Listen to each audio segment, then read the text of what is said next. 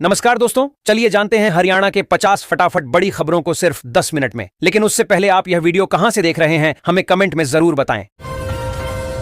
फरीदाबाद में राशन उपभोक्ताओं के लिए बड़ी खबर, 2 महीने का राशन एक साथ मिलेगा। फरीदाबाद के उपायुक्त आयुष सिन्हा ने घोषणा की है कि जिले के राशन उपभोक्ता अप्रैल और मई दोनों महीनों का राशन एक साथ प्राप्त कर सकते हैं। बीपीएल और एवाई कार्ड धारक अपने नजदीकी डिपो होल्डर से यह सुविधा ले सकते हैं। राशन मिलने में किसी भी परेशानी के लिए उपभोक्ता जिला खाद्य एवं आपूर्ति नियंत्रक कार्यालय में शिकायत दर्ज करा सकते हैं। हरियाणा में पानी सीवेज बिल बकायादारों को बड़ी राहत, 31 मई तक चुकाने पर ब्याज और जुर्माना होगा माफ। हरियाणा सरकार ने पानी और सीवेज बिल बकायादारों को बड़ी राहत दी है। 31 मई तक बिल चुकाने पर पूरा ब्याज और जुर्माना माफ कर दिया जाएगा। यह छूट 31 दिसंबर 2025 तक के बकाया बिलों पर लागू होगी। हरियाणा के शहरों में लंबे समय से विभिन्न कारणों से पानी और सीवेज का बिल नहीं चुका पा रहे लाखों परिवारों को सरकार ने बड़ी राहत दी है। ऐसे परिवार अगर 31 मई तक पानी और सीवेज का बिल चुकाते हैं तो उनका पूरा ब्याज और जुर्माना माफ कर दिया जाएगा। हरियाणा में बच्चे की आयु 6 साल होने पर ही मिलेगा पहली कक्षा में दाखिला, सरकार ने बदल दिए नियम। हरियाणा सरकार ने नई राष्ट्रीय शिक्षा नीति के तहत पहली कक्षा में दाखिले की न्यूनतम आयु 6 साल कर दी है। पहले यह सीमा 5 साल थी। यह नियम हरियाणा विद्यालय शिक्षा नियम 2003 में संशोधन के बाद लागू हुआ है। स्कूल शिक्षा विभाग के प्रधान सचिव विजय सिंह दहिया ने हरियाणा विद्यालय शिक्षा संशोधन नियम 2026 अधिसूचित कर दिया है। पुराने नियमों में 5 साल की आयु वाले बच्चों को पहली कक्षा में दाखिले का प्राविधान था, जिसे अब 1 साल बढ़ाकर 6 साल किया गया है। ममता बनर्जी ने घुसपैठियों को दिया संरक्षण, पश्चिम बंगाल सरकार पर बरसे सीएम सैनी। श्रीरामपुर में किया रोड शो। हरियाणा के मुख्यमंत्री नायब सिंह सैनी ने श्रीरामपुर में रोड शो के दौरान ममता बनर्जी सरकार पर तीखा हमला बोला। उन्होंने आरोप लगाया कि ममता सरकार घुसपैठियों को संरक्षण दे रही है। मुख्यमंत्री ने बंगाल के श्रीरामपुर विधानसभा क्षेत्र में भाजपा प्रत्याशी के समर्थन में रोड शो करते हुए दावा किया कि बंगाल की जनता प्रधानमंत्री नरेंद्र मोदी के नेतृत्व वाली सरकार बनाना चाहती है। हरियाणा में किसानों को मिलेगी सस्ती बिजली, सरकार ने बनाई तीसरी कंपनी। लोगों को कैसे होगा फायदा? हरियाणा सरकार ने किसानों को सस्ती और निर्बाध बिजली देने के लिए हरियाणा एग्री डिस्कॉम नामक तीसरी बिजली कंपनी बनाई है। यह कंपनी कृषि उपभोक्ताओं को बिजली आपूर्ति, नए कनेक्शन और पीएम कुसुम योजनाओं का प्रबंधन करेगी। अब हरियाणा एग्री डिस्कॉम के नाम से राज्य में तीसरी बिजली कंपनी संचालित होगी, जिसका उद्देश्य किसानों को निर्बाध और सस्ती बिजली उपलब्ध कराना होगा। फिलहाल राज्य सरकार किसानों को 10 पैसे प्रति यूनिट की दर से सस्ती बिजली उपलब्ध करा रही है। अब महिलाएं संभालेंगी स्टीयरिंग। हरियाणा सरकार की पिंक कैब योजना से लखपति दीदी बनने का सपना होगा साकार। हरियाणा सरकार ने महिलाओं को लखपति दीदी बनाने के लिए पिंक कैब योजना शुरू की है। इसके तहत महिलाओं को वाहन चलाने का प्रशिक्षण और इलेक्ट्रिक वाहन खरीदने के लिए 10 लाख रुपए तक का ब्याज मुक्त ऋण मिलेगा।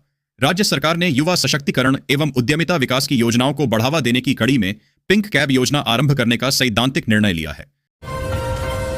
SIR पर कांग्रेस की रणनीतिक घेराबंदी, चुनावी जमीन मजबूत करने की तैयारी। 10 तारीख को होगी बैठक। हरियाणा कांग्रेस मतदाता सूचियों के विशेष गहन पुनरीक्षण SIR को लेकर गंभीर है। प्रदेश अध्यक्ष राव नरेंद्र सिंह ने 10 अप्रैल को एक राज्य स्तरीय बैठक बुलाई है, जिसमें भूपेंद्र सिंह हुड्डा भी शामिल होंगे। इस बैठक में विधानसभा में विपक्ष के नेता एवं पूर्व मुख्यमंत्री भूपेंद्र सिंह हुड्डा भी शामिल होंगे। हरियाणा कांग्रेस के सह प्रभारी जितेंद्र बघेल और प्रफुल्ल गुड्डे की मौजूदगी में होने वाली यह बैठक केवल एक औपचारिक समीक्षा बैठक नहीं होगी, बल्कि आगामी चुनावी रणनीति का अहम हिस्सा मानी जा रही है। पंचकूला में 27 अप्रैल से शुरू होंगी सहायक आयुक्त और तहसीलदारों की विभागीय परीक्षाएं। 1 मई को खत्म होंगे एग्जाम। हरियाणा सरकार ने सहायक आयुक्तों, अतिरिक्त सहायक आयुक्तों और तहसीलदारों की विभागीय परीक्षाओं की तिथियां घोषित कर दी हैं। ये परीक्षाएं 27 अप्रैल से 1 मई तक पंचकूला के सार्थक राजकीय एकीकृत वरिष्ठ माध्यमिक विद्यालय में आयोजित होंगी। 27 अप्रैल को सुबह के सत्र 10 बजे से 1 बजे तक में क्रिमिनल लॉ प्रथम पेपर तथा शाम के सत्र 2 बजे से 5 बजे तक में सिविल लॉ की परीक्षा होगी। इसके बाद 28 अप्रैल को सुबह क्रिमिनल लॉ द्वितीय पेपर और शाम को फाइनेंशियल रूल्स की परीक्षा आयोजित की जाएगी। INLD ने उठाया अधूरी बजट घोषणाओं का मुद्दा, आंकड़ों के साथ घेरा। हरियाणा सरकार पर उठाए सवाल। इनेलो के राष्ट्रीय संरक्षक प्रोफेसर संपत सिंह ने हरियाणा सरकार पर 7,500 करोड़ रुपए की 300 बजट घोषणाओं के लैप्स होने का आरोप लगाया है। पार्टी मुख्यालय में मीडिया से बातचीत में प्रोफेसर संपत सिंह ने बजट राशि के खर्च में कुप्रबंधन और जनता से साथ विश्वासघात का आरोप लगाया। हरियाणा के शहरों में PNG लाइन बिछाने के प्रस्ताव 24 घंटे में होंगे पास, सरकार ने निगम आयुक्तों को दिए निर्देश। हरियाणा सरकार ने पश्चिम एशिया संकट के मद्देनजर PNG लाइनों के विस्तार में तेजी लाने का निर्देश दिया है। नगर निगम आयुक्तों को गैस कंपनियों के प्रस्ताव 24 घंटे में पास करने होंगे। PNG स्वच्छ और किफायती ईंधन है, जो पाइपलाइन के जरिए सीधे घरों, व्यावसायिक प्रतिष्ठानों और उद्योगों तक पहुंचाई जाती है। यह मुख्य रूप से मीथेन से बनी होती है और एलपीजी सिलेंडर के मुकाबले अधिक सुरक्षित मानी जाती है, क्योंकि यह हवा से हल्की होती है और लीक होने पर ऊपर उड़ जाती है। हाई कोर्ट में अल फलाह यूनिवर्सिटी बनाम हरियाणा सरकार प्रबंधन में सरकारी दखल के खिलाफ कानूनी जंग शुरू। फरीदाबाद की अल फलाह यूनिवर्सिटी ने हरियाणा प्राइवेट यूनिवर्सिटीज संशोधन अधिनियम 2025 को हाई कोर्ट में चुनौती दी है। याचिका में आरोप है कि यह संशोधन राज्य सरकार को निजी और अल्पसंख्यक शिक्षण संस्थानों के प्रबंधन में असीमित हस्तक्षेप का अधिकार देता है। याचिका में आरोप लगाया गया है कि राज्य सरकार ने संशोधन के माध्यम से असीमित और मनमाने अधिकार अपने हाथ में ले लिए हैं, जो निजी और अल्पसंख्यक शिक्षण संस्थानों के अस्तित्व के लिए खतरा बन सकते हैं। किसानों को पोर्टल के जाल से राहत। हरियाणा में 2.26 लाख डेटा मिसमैच की शिकायतों का समाधान। फसलों की बिक्री हुई आसान। हरियाणा में मेरी फसल मेरा ब्यौरा पोर्टल पर किसानों की 2.26 लाख से अधिक शिकायतों का समाधान किया गया है। कुल 2.73 लाख शिकायतों में से अधिकांश निपटा दी गई हैं, जिससे फसलों की बिक्री आसान हुई है। वहीं बाढ़ा उपमंडल के 50 गांवों के मेरी फसल मेरा ब्यौरा पोर्टल पर हजारों किसानों के लगभग 50% रकबे का डाटा मिसमैच होने से उनकी परेशानियां बढ़ रही हैं। भिवानी पुलिस का ऑपरेशन सेफ्टी।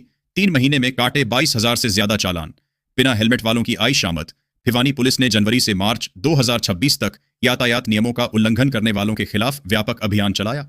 इस दौरान 22,752 चालान किए गए, जिनमें सबसे अधिक 10,865 चालान बिना हेलमेट दोपहिया वाहन चलाने वालों के थे। अभियान के दौरान सबसे ज्यादा चालान दोपहिया वाहन चालकों के खिलाफ किए गए, जो बिना हेलमेट वाहन चला रहे थे। ऐसे मामलों में कुल 10,865 चालान किए गए। इसके अलावा ट्रिपल राइडिंग के 866 और मोबाइल फोन का इस्तेमाल करते हुए वाहन चलाने के 35 चालान किए गए। फरीदाबाद नगर निगम में फिर लापरवाही का मामला। मेयर ने कार्यकारी अभियंता पर कार्रवाई के लिए सरकार को भेजा पत्र। फरीदाबाद की मेयर प्रवीण जोशी ने एक कार्यकारी अभियंता के खिलाफ सरकार से शिकायत की है। बड़खल जोन में 5 करोड़ रुपए के 34 विकास कार्य, जिनके वर्क ऑर्डर 6 महीने पहले जारी हुए थे। मेयर ने अपने पत्र में कहा कि बड़खल जोन में 34 से अधिक काम है, जिनको तय तिथि के बाद भी शुरू नहीं किया गया, जिससे लोगों को परेशानी का सामना करना पड़ा रहा है। मेयर की शिकायत पर निगम की ओर से मामले की जांच चीफ इंजीनियर विवेक गिल को दी गई है। सुशासन दिवस पर शुरू हुई ई लाइब्रेरी आदि अधूरी। 3 महीने बाद भी नहीं लगे कंप्यूटर और इंटरनेट। फरीदाबाद के 6 गांवों में सुशासन दिवस पर शुरू की गई ई लाइब्रेरियों में 3 महीने बाद किताबें तो पहुंच गई हैं, लेकिन अभी तक इंटरनेट, कंप्यूटर और इन्वर्टर जैसी बुनियादी सुविधाएं नदारद हैं। यदि बिजली चली जाए तो यहां पर इन्वर्टर की भी सुविधा नहीं है। इससे अंदाजा लगाया जा सकता है कि सरकार की सुशासन की नीति को अधिकारी कितनी गंभीरता से लागू कर रहे हैं। फरीदाबाद में एसटीपी का शोधित पानी अब बागवानी में होगा इस्तेमाल। क्या है सरकार की योजना? फरीदाबाद में पहली बार एसटीपी से शोधित पानी को बागवानी के लिए दोबारा साफ किया जाएगा। मुख्यमंत्री से स्वीकृत इस परियोजना पर 18 करोड़ रुपए खर्च होंगे। प्रतिदिन 500 किलोलीटर पानी साफ करने का लक्ष्य है। 100 mld क्षमता वाला प्रतापगढ़ का एसटीपी, 80 mld क्षमता वाला मिर्जापुर का एसटीपी और 45 mld क्षमता वाला बादशाहपुर का एसटीपी प्राधिकरण के पास आ गए हैं। इन तीनों एसटीपी पर शहर का सीवर पहुंचता है। बल्लभगढ़ में 44 अवैध होटल रेस्टोरेंट फिर सील, निगम की कार्रवाई जारी।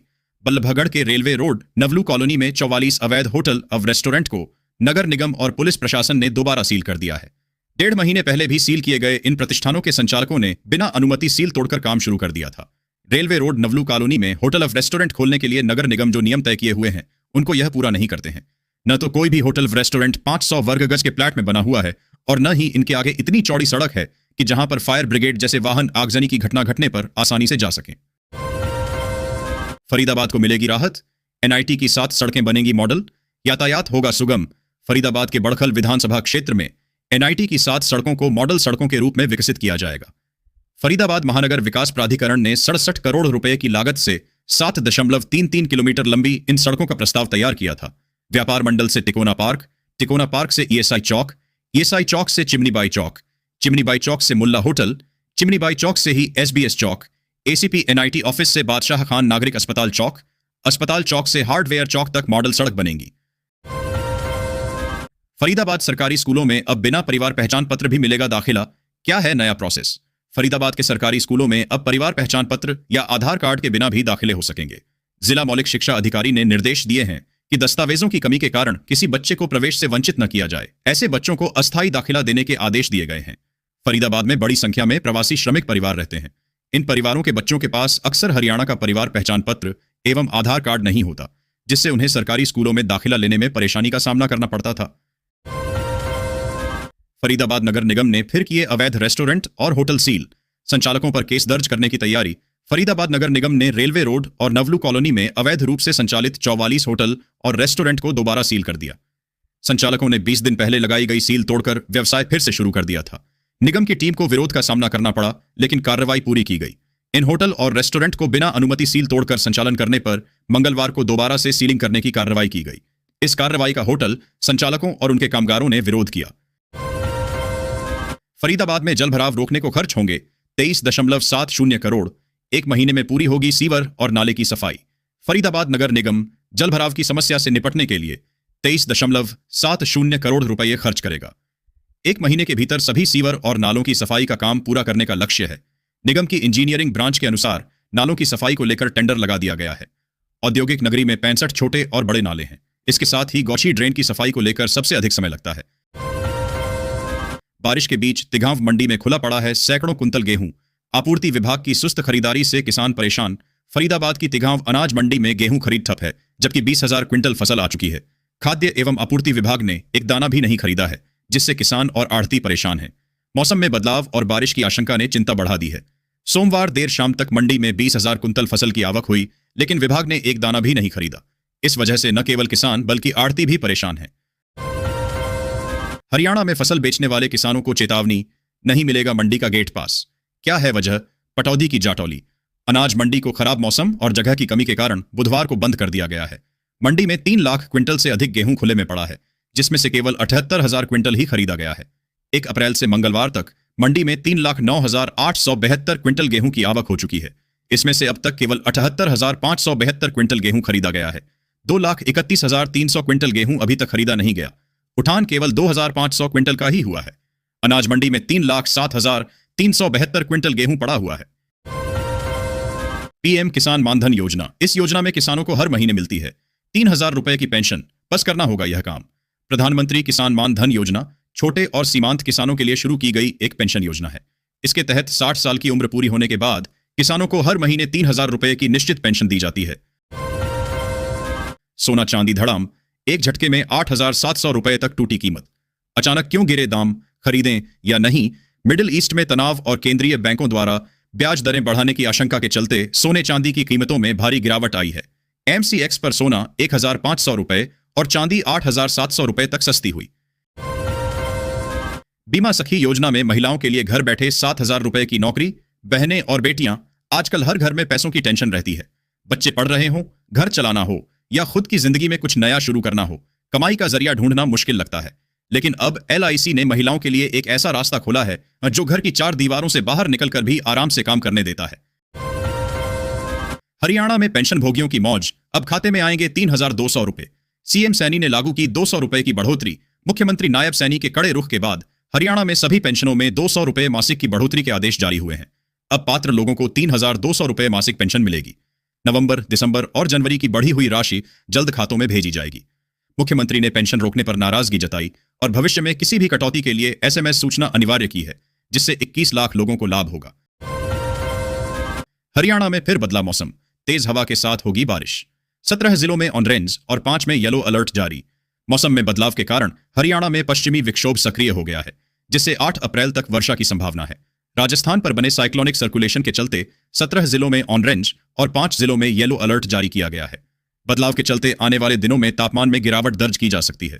सोमवार को प्रदेश में करनाल में रात का तापमान सबसे कम रहा। अधिकतम तापमान भी 33 डिग्री के आसपास चल रहा है। पलवल के नवनियुक्त SP ने संभाला कार्यभार। बोले, अपराधियों में खौफ और जनता में विश्वास पैदा करना ही मुख्य लक्ष्य। भारतीय पुलिस सेवा के अधिकारी नीतीश अग्रवाल ने पलवल के नए पुलिस अधीक्षक का पदभार संभाला। IIT मुंबई से बीटेक और साइबर अपराधों के विशेषज्ञ अग्रवाल ने जिले में कानून व्यवस्था बनाए रखने की अपनी प्राथमिकताएं बताईं। मुंबई IIT से बीटेक कर चुके नीतीश अग्रवाल साइबर अपराधों को सुलझाने में विशेषज्ञ माने जाते हैं और पूर्व में हरियाणा के कई जिलों में बतौर SP अपनी सेवाएं दे चुके हैं। सोनीपत के सुभाष स्टेडियम में बनेगा हाईटेक मल्टीपर्पज हॉल। खिलाड़ियों को मिलेगी सिंथेटिक ट्रैक की सुविधा। सोनीपत के सुभाष स्टेडियम में खिलाड़ियों को जल्द ही आधुनिक सुविधाएं मिलेंगी। लोक निर्माण विभाग 14.26 करोड़ रुपए की लागत से एक नया मल्टीपर्पज हॉल और 200 मीटर का सिंथेटिक ट्रैक बनाने की तैयारी में है। खेल विभाग से नक्शा पास होने के बाद अब बजट की अंतिम स्वीकृति के लिए प्रस्ताव मुख्यालय भेजा गया है। इस परियोजना के पूरा होने से सोनीपत के उभरते खिलाड़ियों को अंतर्राष्ट्रीय स्तर का बुनियादी ढांचा उपलब्ध होगा। पंचकूला में बिना हेलमेट बुलेट बाइक पर घूम रहे थे 4 युवक, डीसीपी की पड़ी नजर, 3000 का काटा चालान। पंचकूला पुलिस ने ट्रैफिक नियमों के उल्लंघन के खिलाफ अभियान चलाया है। इसी क्रम में डीसीपी क्राइम एवं ट्रैफिक अमरिंदर सिंह ने पंचकूला यमुनानगर नेशनल हाईवे पर बिना हेलमेट बुलेट बाइक चला रहे 4 युवकों को देखा। उनके निर्देश पर बाइक की फोटो के आधार पर 3000 रुपए का चालान काटा गया। डीसीपी ने भविष्य में ऐसी लापरवाही बर्दाश्त न करने की चेतावनी दी। हरियाणा में 6 ट्रेनी IAS अधिकारियों को मिली पोस्टिंग। नूंह, फरीदाबाद सहित इन जिलों का संभालेंगे जिम्मा। हरियाणा सरकार ने 6 प्रशिक्षणाधीन IAS अधिकारियों को तुरंत प्रभाव से सहायक आयुक्त नियुक्त किया है। इन्हें नूंह, फरीदाबाद, कैथल, करनाल, रोहतक और हिसार जैसे विभिन्न जिलों में तैनात किया गया है। सरकार द्वारा जारी आदेशों के अनुसार युवा अधिकारियों को फील्ड ट्रेनिंग के दौरान महत्वपूर्ण जिलों की जिम्मेदारी सौंपी गई है। 80 साल की उम्र में फरीदाबाद के धर्मपाल ने पूरा किया नेशनल खेलने का सपना। बैडमिंटन में जीते 2 पदक। फरीदाबाद के 80 वर्षीय धर्मपाल खटाना ने गोवा में आयोजित राष्ट्रीय बैडमिंटन प्रतियोगिता में 2 पदक जीतकर अपना सपना पूरा किया। उन्होंने 80 से अधिक आयु वर्ग में एकल में कांस्य और युगल में रजत पदक जीता। धर्मपाल खटाना उम्र के इस पायदान पर भी पूरी तरह से फिट हैं और उनकी फिटनेस से युवा भी मात खा जाएंगे।